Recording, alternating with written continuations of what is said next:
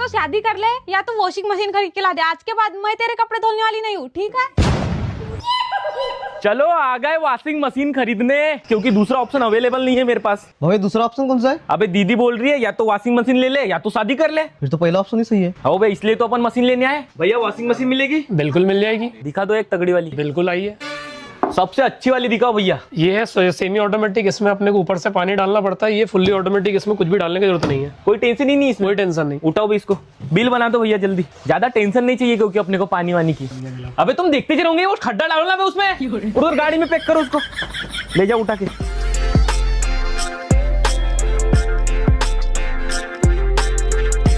आने दे आने दे, यहाँ पे रखेंगे अपन मशीन। रखो, अनबॉक्सिंग करो फटाक से इसकी।